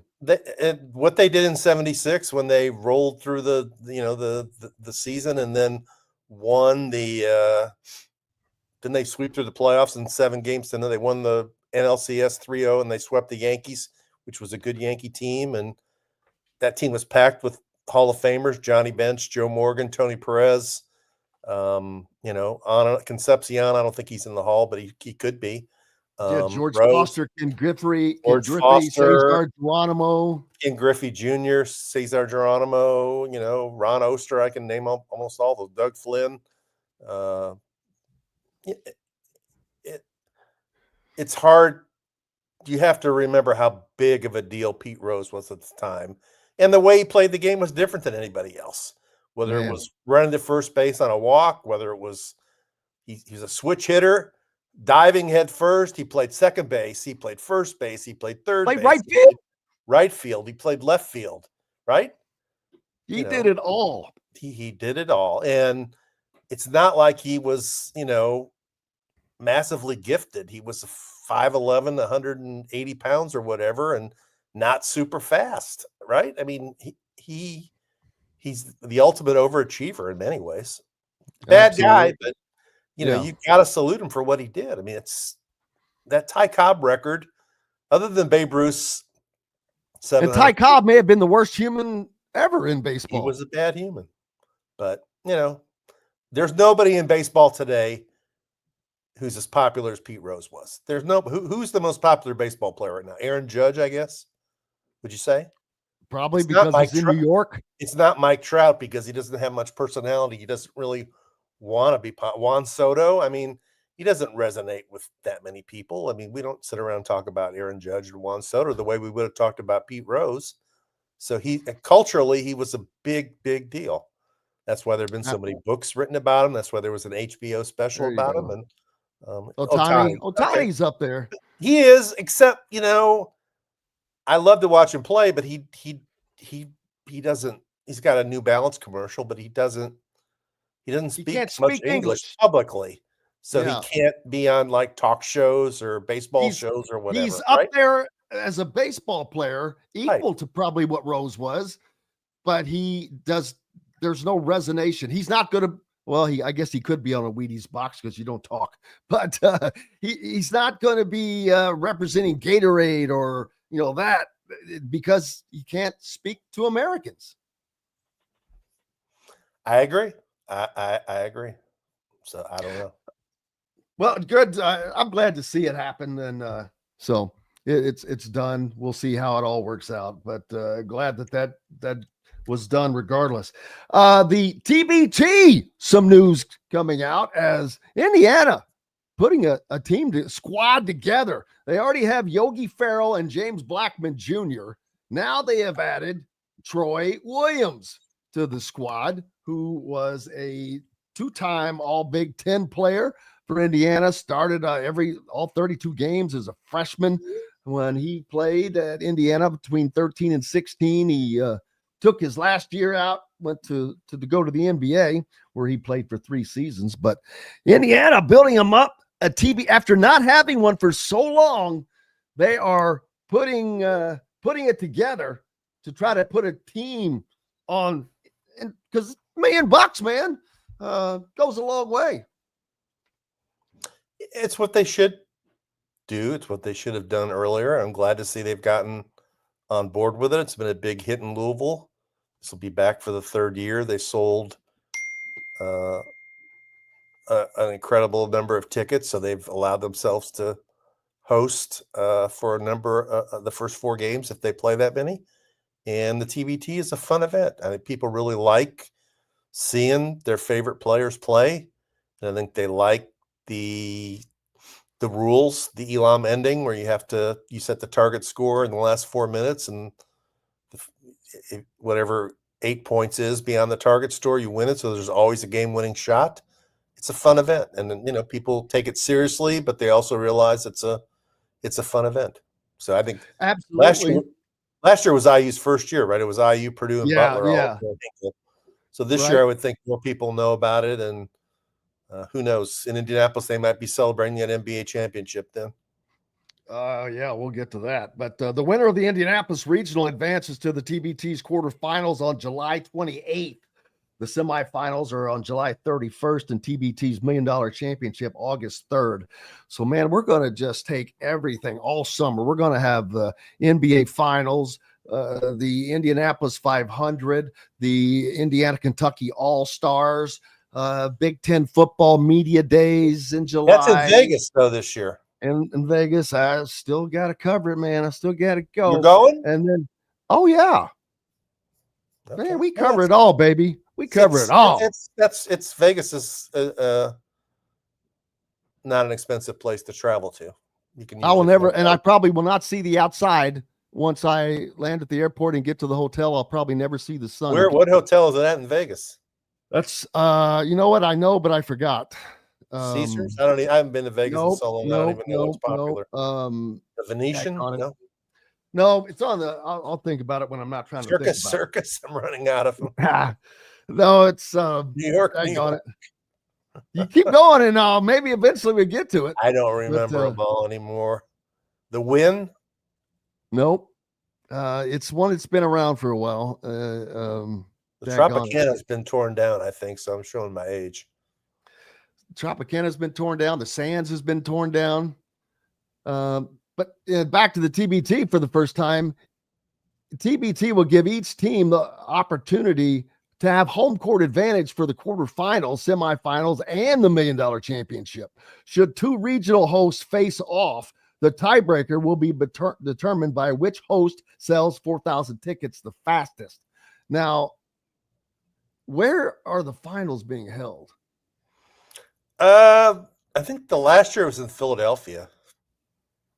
I think it was because Kentucky went and got beat in the semifinals. Let's be honest. Let's say Indiana was in it or Louisville. I don't think you're getting 4,000 fans to go to Philadelphia. Are you? Probably not. Why not hold that thing a little more, I'm sorry to say, centrally located like Indianapolis? But a lot going on in Indy at that time. I think that's where the roots of the tournament are. And this is it's been going on now for 12 to 15 years. So it started in that area. And I don't think they want to abandon some of the people that supported it in the very beginning. And it's not even played. Last year, it wasn't played in a very big arena. It was at Drexel, which is, I don't know for sure, but I think it seats like 6,000 or less. It's more of a TV event than a in-person event once it gets to the finals. Yeah, I agree. Mandalay Bay. There we go. How about that? There you go. No, or is that just a guess, Donald? I don't know. I'll have to. We got to take a break anyway. So while we're in the break, I'll find out. I forget. All right. Okay. Rick Bozich from WDRB.com with us. We're back with more on the other side after these messages. Andy Moore Honda is Bloomington's #1 Honda dealer for a reason. Buy a new Honda and get a 3-month break from car payments. That's right, no payments for 90 days. That includes the all-new, all-electric Honda Prologue, and you get it for just 0.9% financing. Or the 2024 Honda Ridgeline Black Edition or the Honda Accord LX, both for just 1.9% financing. Get more to your door from AndyMooreHonda.com, Bloomington's #1 Honda dealer and your best place for new and used vehicles. If you're looking for a new home in the Indianapolis area, you need Cheryl Sizemore from Brick and Ivy Realty. Cheryl Sizemore has over 2 decades of experience, and that could be the difference in getting the home you want in today's tough housing market. Reach out to Cheryl at CherylSizemore@gmail.com or 317-701-0838. That's 317-701-0838. Let Cheryl Sizemore sell or find your new home today. Located on 325 acres in beautiful Brown County, Indiana, Hard Truth Distilling Company is the biggest and the best craft distillery around. While Hard Truth is already known for producing internationally awarded whiskeys and spirits like Hard Truth Sour Mash Bourbons, Sweet Mash, and Hard Road Ryes, as well as their cinnamon vodka and the always popular Toasted Coconut Rum. Hard Truth Distillery offers so much more. With a full-service restaurant, ATV, and distillery tours, as well as live music, you can spend an entire day at Hard Truth Distillery while making your entire family or group happy. And that's the Hard Truth. Hard Truth products are available across Indiana, as well as many other states. So no matter where you shop, if they don't carry your favorite Hard Truth product, tell them you want the truth, the Hard Truth. Hard Truth Distilling Company encourages you to enjoy all of their products responsibly and to never drink and drive. Welcome back to the Hard Truth Distilling Company studios on this Wednesday. That means a visit from the man, Rick Bozich from WDRB.com. And, it wasn't that long ago we had Derby. Now the Indianapolis 500 is upon us, Rick, and the largest sporting event in the world will possibly have some company if the Pacers keep on rolling as they close out the Cavaliers in 5 games. They have another hurdle to cross, as they will play in the Eastern Conference Finals. But if they were to make it to the NBA Finals, Game 3, same day as the Indy 500, man. Or maybe there's next round is Game 3 is the same day. I don't know for sure. Yeah, it would have to be the next round because it's on the 24th coming up. Game 3 of the finals again, if they make the finals and would play. it would be the conference finals, not the NBA. Okay, so against the Knicks. They've been fun to watch. They've took out Cleveland, which had the best record in the league. Obviously, they did it decisively.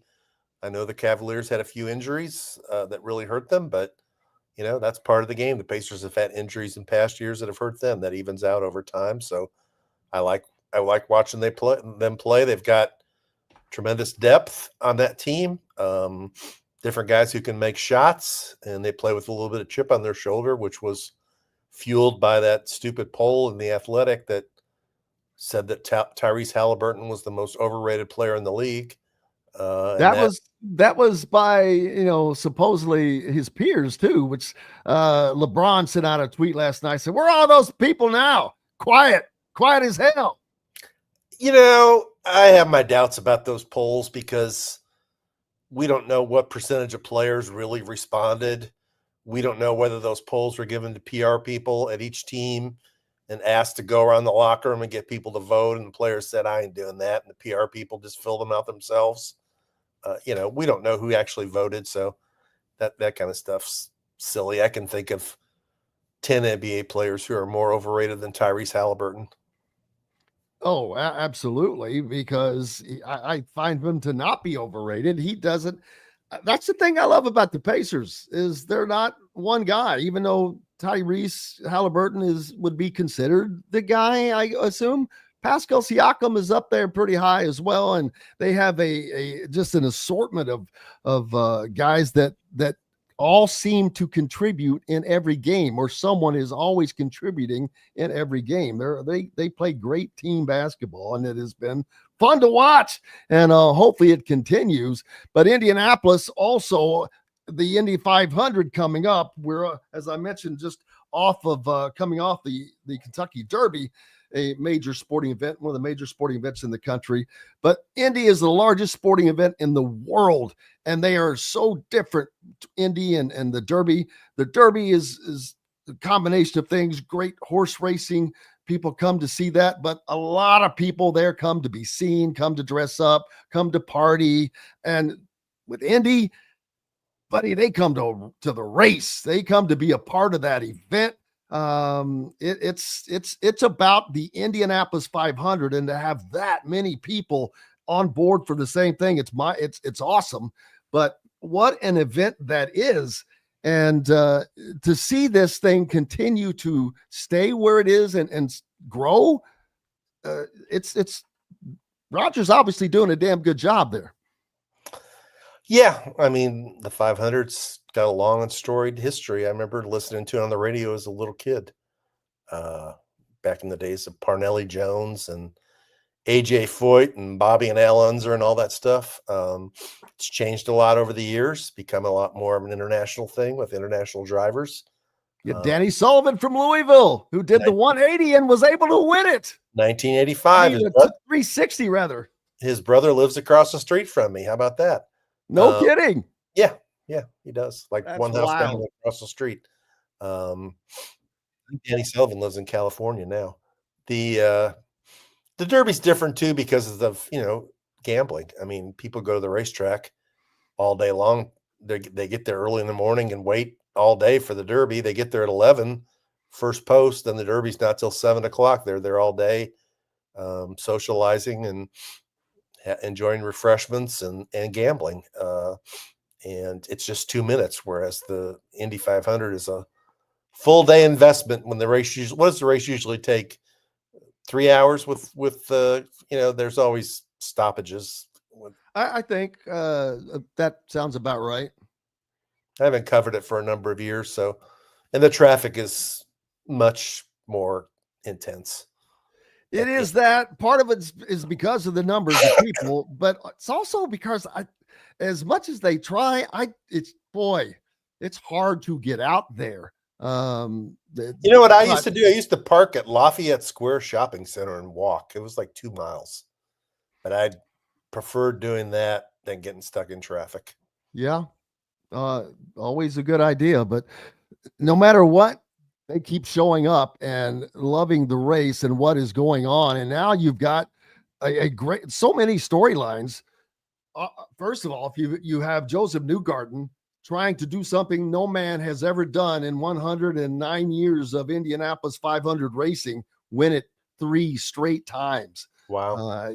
And that would be, you want to talk about rare air, that would put him above AJ Foyt and Al Unser and Danny Ungaius and out Rick Mears and any of the greats that have come afterwards. Just amazing. And he's racing with such great drivers, or against such great drivers now. So to do that in this time and day and age is even more mesmerizing to me, because he's not doing it against some JV squad. No, you're right. And I wasn't aware that would be a record. I would have thought at some point like Foyt or somebody like that would have won 3 in a row. But if he can do that, that brings more attention to the race. And are there still people that used to be like 2 races in one day that people would like fly from Indy to Charlotte or whatever and race in the NASCAR? Well, that's another storyline. Kyle Larson is doing what's called the double, attempting to do the double. He attempted to do it last year and actually finished 6th in the Indianapolis 500. I believe he finished 6th, but he qualified well, raced well, and jetted down to Charlotte, only to be interrupted by rain. Oh. And could not get in the car. The race was, I think, if I remember correctly, that by the time when he got there and they were going to switch out the drivers, that went the race was shortened by rain, and he never got to run, which at that time would have made him ineligible for the championship in NASCAR, because he did not run that race at all. They have since changed that, I think, which is a smart thing to do. I think I'd hate, that would just be dumb, especially the attention that this brings to NASCAR is immense. I would imagine that most NASCAR fans are cheering on Kyle Larson, but he's not. He's considered just one of the greatest drivers in the world. This cat drives all the time. He was in Kokomo the other night driving dirt cars. He's just always racing something somewhere all the time. Yeah, I mean, I remember the first few years somebody tried to do that, and it was a really big story. And I usually follow that part of the race to see who can pull something like that off. And I find myself flabbergasted that somebody can drive 1,100 miles in one day. Yeah, that'd be like from Louisville to where, Miami? And that doesn't include the, what is it, probably 500-600 miles from Indianapolis to Charlotte that you're flying. Right. So you can throw that other 600 on top of that. It's crazy. So the logistics 1,700 miles. Yeah, I get tired just thinking about it. Well, I'm sure he has room service on the plane, but it's not like you can rest.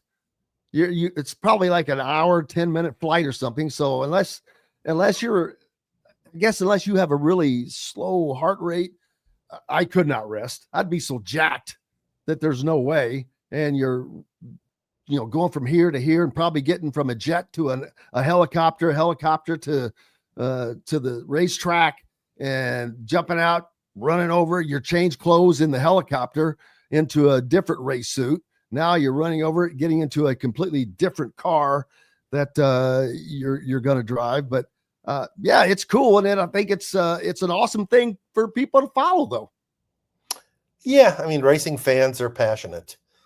There's a lot of them, people that travel from all over the country to be in Indianapolis for that race. And I'm sure they have friends that they reunite with once a year when they're at the race. They stay in the same places. They park the same places. They share the same memories. And it's a big event for families, passed down grandfather to father to son, daughter, and watching the race as a group and going to the race as a group. So it's a big thing. Growing up in Northwest Indiana, I didn't really realize how big it was until I moved down to when I lived in Bloomington and then in Anderson, that how big of a thing it was. And it's got a big following here in Louisville too. Absolutely. Well, it's just such a huge thing, and I love it. It is just an event that it really dipped for a while, but it has rebounded tremendously. And no matter what is going on, the people show up, and it's hard to imagine with all of the, with 330,000 people. Yeah, you're going to have traffic and all of this other stuff, but they keep coming. So to be able to have that kind of a draw, that's magnetic. Yeah. I mean, the speed is compelling. It's compelling when you're there, and the noise and the colors and the crowd and all that stuff. I mean, it's something everybody needs to experience once, just to say you've seen it all, the whole experience of trying to get there and maybe making a quick tour in the infield and then watching the start, which is always phenomenal with the pace lap. And then once it settles into the race itself, you can spend some time getting your refreshments and then get ready to see how it's going to end up. Robert says that Larson finished 18th last year, but he says this is the very likely last time we'll see a driver do the double, that NASCAR rules still require every driver to start every race. He didn't start that race last year, I didn't think. I thought that he arrived after it had started, but I can't remember. I'll be honest with you. Maybe, I can't remember how it went down, but I knew that he wasn't able to get there. But I thought that there was a rain delay, but see, that doesn't make sense to me. This does not. NASCAR should do everything it can to. It's not the most popular sporting event in the world. So, I would think that any opportunity to grow its sport by being, especially on the stage of the Indianapolis 500, that's waving a NASCAR banner, man. Why would you do anything to mitigate that? I don't know. Turf war. Some people just want to make sure their top drivers realize where their priority should be, and it should be in their race. But I agree with you. I think it brings publicity to NASCAR. What's up next for you, brother? We're waiting for the arrival of the IU coaches at Huber's, which is 2 weeks from today. Oh, yeah. Waiting for the last weekend of college baseball season and see how that turns out. Still waiting on any more transfer portal decisions, whether at IU or Kentucky or Louisville. And around here, we're waiting. The ACC meetings are going on down in Florida to see what's going to come out of that. So just kind of a slower time, waiting for the NBA, waiting for this, see if the Knicks win so we can have a Thomas Bryant versus OG Anunoby Eastern Conference Finals. Yeah, it'll be something, man. We're looking forward to that. Rick Bozich from WDRB.com. Thankful, as always. All right. Thanks for having me. We'll talk to you next week. You bet, buddy. Thank you. Rick Bozich joining us from WDRB.com. Thanks to each and every one of you. Been a fun day today, as always. Back tomorrow to do it again. Sam Alexis joins us and much more. Until then, I'm Jim Coyle. I will see you on the radio. Thanks for listening to Indiana Sports Beat Radio. Be sure to subscribe to our YouTube page for more clips and team coverage of Indiana basketball, football, and more. You can also find full episodes and tons of other content on thehoosier.com. We'll see you next time for another edition of Indiana Sports Beat Radio.